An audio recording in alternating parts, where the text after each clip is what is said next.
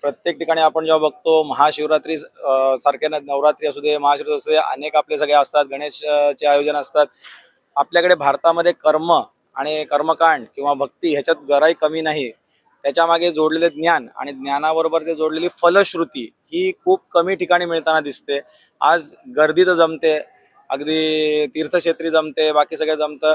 पण ती नुसती गर्दी जमा करणं हा एक उद्देश झाला, त्याच्याबरोबर त्याची फलश्रुती. तर आम्ही आता याच्यामध्ये जी शिवसाधना आहे त्याच्यामधून जे शिवपुराणमध्ये सांगितलेलं आहे की याच्याने माणसाच्या मध्ये त्वरित त्याचे रोग बरे होतात, किंवा पतंजली योग दर्शन जे आपला ग्रंथ आहे त्याच्यामध्ये उल्लेख आहे की तसं प्राणायाम आपल्याला बाहेर 3 प्रकारचे करताना दिसतात. त्याच्यामागे पतंजली योग दर्शन दिलेलं आहे चतुर्थ प्राणायाम नावाचा एक विशेष प्रकारचा प्राणायाम आहे, जो राजयोगचा प्राणायाम म्हणून धरला जातो, ज्याच्याने माणूस 1 तासात का अर्ध्या तासात 2 तासाच्या तो हील होतो, बरा होतो.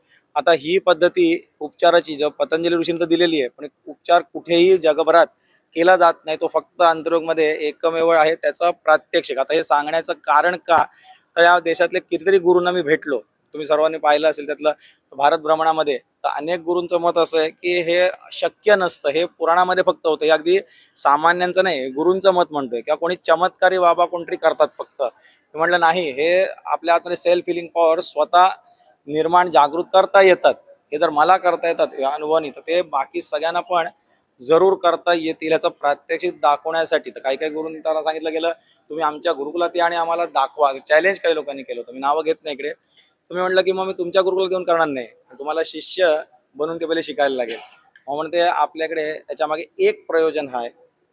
दुसरं आपल्या शास्त्रात दिलंय अन्नमयम ही सौम्य मन, छांदोग्योपनिषदेत सांगितलेलं आहे की आपण जे आहार खातो त्याचा एक भाग शरीरमध्ये बनतो, दुसरा भाग आपला मल म्हणून जातो, तिसरा भाग आपला मन बनतो. तर आपल्या देशाची मानसिकता बदली असेल, त्यातला आहार हा पण त्यातला कसा असेल. आपल्याकडे प्रत्यक्षात असणार की जो प्रसाद पण दिला जाईल किंवा असेल, त्याच्यामध्ये सगळं मंत्रमयवाला झालेलं असेल, ज्याच्याने लोकांवर अगदी जो इथेच असं नाही, जो घरी घेऊन जातील खातील त्यांच्या मनावर पण कसा परिणाम होईल याचा वैज्ञानिक सगळं असणार आहे. त्याच्यानंतर दुसरे कुठल्याही ठिकाणी पहिले प्रथम ब्लड टेस्ट दाखवा किंवा काहीतरी असं वैज्ञानिक चाचण्या करत नसतात, त्याचं प्रत्यक्ष इकडे आहे.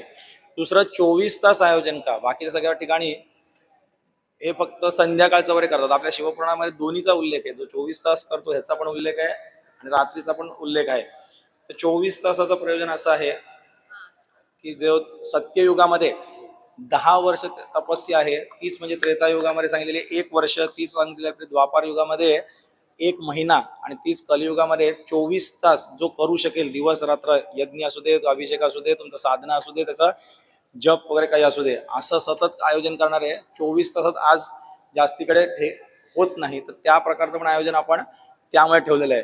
त्याच्यानंतर आज भारतामध्ये बरेचसे आपले म्हणजे दोष आपण जे म्हणतो, पत्रिका जेव्हा माणूस बघतो तर पितृदोष नावाचा एक दोष असतो, आपले पूर्वज मुक्त झालेले नसतात.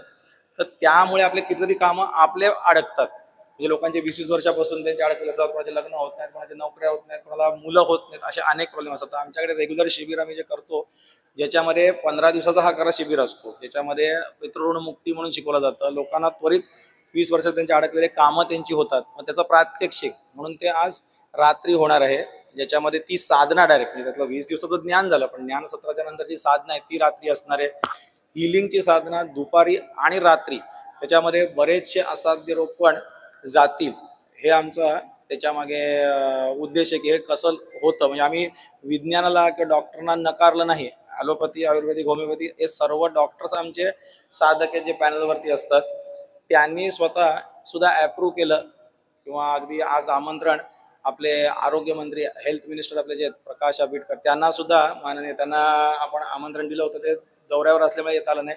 त्यांनी पण हेच सांगितलं की ही खरी उपचार पद्धती असायला पाहिजे, म्हणजे ही करेक्ट, म्हणजे दॅट इज होलिस्टिक हिलिंग आपण त्याला म्हणतो. तर येणाऱ्या काळामध्ये एकतर ही डॉक्टरनी पण शिकावं, अन्यथा या पद्धतीला अजून एक मान्यता द्यावी, की हे पण अशा पद्धतीने हील होतं. हा त्याच्या मागचा एक अजून एक उद्देश आहे.